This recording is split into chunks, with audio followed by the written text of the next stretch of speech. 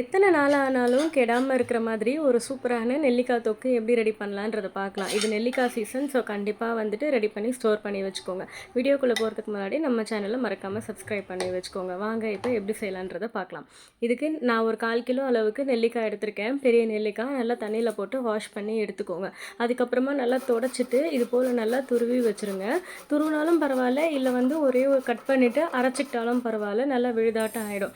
இப்போ பேனில் கொஞ்சமாக வந்துட்டு கடுகும் வெந்தயமும் பொரியிற அளவுக்கு வறுத்து எடுத்துக்கோங்க. கடுகு ஒரு ஸ்பூன் அளவுக்கு எடுக்கிறீங்க அப்படின்னா வெந்தயம் ஒரு 1/4 ஸ்பூன் இல்லை 1/2 ஸ்பூன் எடுத்தால் போதும். ஏன்னா வெந்தயம் அதிகமாக சேர்த்தா கொஞ்சம் கசக்கிற மாதிரி இருக்கும். இந்த மாதிரி நல்லா படப்படன்னு பொரியிற அளவுக்கு இருக்கணும். இது பொரிஞ்சு வந்ததுக்கப்புறமா நம்ம வீட்டில் எல்லாருக்கிட்டையுமே ஒரு இடிக்கல் இருக்கும், அதில் போட்டு இடிச்சிக்கலாம். அப்படி இல்லைன்னா மிக்ஸி ஜார்லேயும் போட்டு ஒரு ஓட்டி எடுத்துக்கோங்க. ரொம்ப நைஸாக இருக்க வேண்டாம், கொஞ்சம் ஒன்றும் பாதமாக இருந்தாலே போதும். இந்தளவுக்கு நல்லா பவுடர் பண்ணி அதை தனியாக எடுத்து வச்சுருங்க. இப்போ நான் அதே பேனில் கொஞ்சமாக நல்லெண்ணெய் சேர்த்துக்கிறேன். இந்த ரெசிபிக்கு நல்லெண்ணெய் சேர்த்து பண்ணிங்கன்னா ரொம்பவே சூப்பராக இருக்கும். அதனால் நல்லெண்ணெய் சேர்த்துக்கிறேன். எண்ணெய் ஃபஸ்ட்டு சேர்க்கும்பொழுது கொஞ்சம் கம்மியாகவே சேர்த்துக்கோங்க, அப்புறம் போக போக ஆட் பண்ணிக்கோங்க. நான் ஒரு 2 டேபிள் ஸ்பூன் அளவுக்கு எண்ணெய் சேர்த்துட்டு தாளிக்கிறதுக்கு கடுகு ஆட் பண்ணியிருக்கேன். கடுகு நல்லா பொரிஞ்சு வந்ததுக்கப்புறமா துருவி வச்சுருக்கேன் நெல்லிக்காய் இது கூட சேர்த்துக்கோங்க. நெல்லிக்காய் நல்லா பச்சை வாசனை போகிற அளவுக்கு வதக்கி எடுத்துக்கோங்க. ஸ்லோ ஃப்ளேமில் வச்சு வதக்கிக்கோங்க. நல்லா இது போல் கடுகு பொரிஞ்சு வந்துடணும். அதுக்கப்புறமா நம்ம துருவி வச்சுருக்க நெல்லிக்காய் இது கூட சேர்த்துக்கோங்க. இப்போ பாருங்கள், நெல்லிக்காவை நான் இது கூட சேர்த்ததுக்கப்புறமா இது நல்லா வதக்கி எடுத்துக்கோங்க. இது கூட பார்த்தீங்கன்னா மசாலாவுக்கு மஞ்சத்தூள், மிளகாத்தூள், உப்பு. நெல்லிக்காய் கொஞ்சம் புளிப்பு தன்மை இருக்கும் அப்படின்றதுனால உப்பு கொஞ்சம் கூடுதலாக சேர்த்துக்கோங்க. மிளகாத்தூள், மஞ்சத்தூள் மட்டும் சேர்த்துக்கோங்க. இதெல்லாமே சேர்த்துட்டு நல்லா கலந்து விட்டுக்கோங்க. தண்ணி தெளித்து ஒரு 15லேருந்து 20 நிமிஷம் வரைக்கும் நல்லா வேக விட்டுருங்க. நெல்லிக்காய் அப்படியே சாப்பிட்டாலும் நல்லா தான் இருக்கும். பட் அது டெய்லி அப்படியே சாப்பிட்றதுக்கு ஒரு சிலருக்கு பிடிக்காது. ஸோ இந்த மாதிரி தொக்கு ரெசிபி பண்ணி வச்சுக்கிட்டிங்கன்னா சைடிஷ்க்கு ரொம்பவே நல்லாயிருக்கும். எந்த சாப்பாடு இருந்தாலுமே இது கொஞ்சம் சைடில் இருந்துச்சுன்னா கண்டிப்பாக சூப்பராக இருக்கும். அதுவும் இல்லாமல் இதில் ஹெல்த் பெனிஃபிட்டும் ரொம்பவே அதிகம். ஸோ அதனால் கண்டிப்பாக டெய்லி நம்ம ஒரு நெல்லிக்காய் சாப்பிட்டு தான் ஆகணும். நெல்லிக்காய் அப்படியே சாப்பிட்றதுக்கு நிறைய பேருக்கு பிடிக்காது. ஏன்னா அதோட டேஸ்ட் ஒரு சிலருக்கு ரொம்ப புளிப்பாக இருக்க மாதிரி இருக்குன்றதுனாலே அவாய்ட் பண்ணிவிடுவோம்.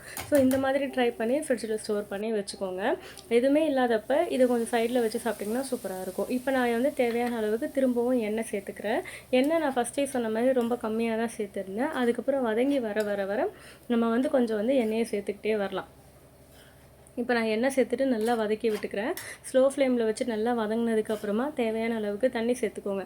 தேவையான அளவுக்கு தண்ணினா ஒரு 1/2 டம்ளர் அளவுக்கு சேர்த்துக்கோங்க. ரொம்ப சேர்த்துறாதீங்க, ஏன்னா நெல்லிக்காய் அந்த சூட்லேயே நல்லா வெந்து வந்துடும்.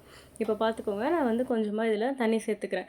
இந்த அளவுக்கு நல்லா தண்ணி சேர்ந்து வெந்து வந்ததுக்கப்புறமா எண்ணெய் எல்லாமே பிரிஞ்சு வரும். அந்த ஓரங்களில் எண்ணெய் பிரிஞ்சு வந்ததுக்கப்புறம் நம்ம தட்டி வச்சுருக்கோம் இல்லையா, இந்த கடுகு வெந்தயம் இந்த பவுடர் இது கூட சேர்த்துக்கோங்க.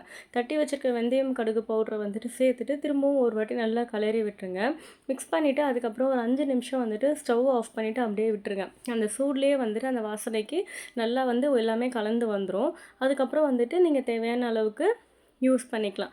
ஸோ இதை நல்லா ஆற விட்டதுக்கப்புறமா ஒரு டப்பாவில் போட்டு வச்சுருக்கோங்க. மேக்ஸிமம் கண்ணாடி டப்பாவில் போட்டு வச்சிங்க அப்படின்னா ரொம்ப நாளைக்கு வரும். ஸோ இந்த மாதிரி நல்லா கலந்து விட்டுக்கோங்க. இப்போ பாருங்கள், நான் இதை நல்லா கலந்துட்டேன். இப்போ ஸ்டவ்வையும் ஆஃப் பண்ணிட்டேன். இது அதுக்கப்புறமா ஒரு பாக்ஸுக்கு நம்ம மாற்றிடலாம். இப்போ நான் கடைசியாக கொஞ்சமாக நல்ல எண்ணெய் சேர்த்துக்கிறேன். எண்ணெய் கொஞ்சம் இது போல் விட்டு விட்டு சேர்த்துக்கோங்க. ஒரேடியாக சேர்த்துட்டிங்க அப்படின்னா எண்ணெய் ரொம்ப அதிகமான மாதிரி இருக்கும். ஸோ நம்ம ஒரு நடுவில் ஒரு 3 பங்காக பிரித்து எண்ணெய் சேர்த்துக்கலாம்.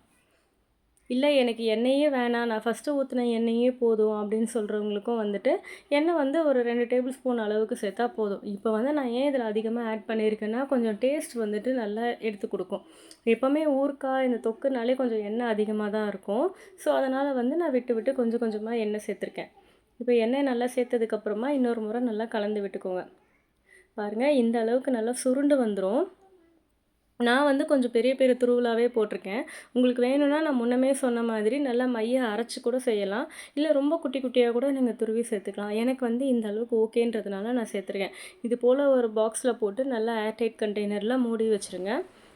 எத்தனை நாள் ஆனாலும் கண்டிப்பாக கெடாமல் இருக்கும். கண்டிப்பாக ட்ரை பண்ணி பாருங்கள்.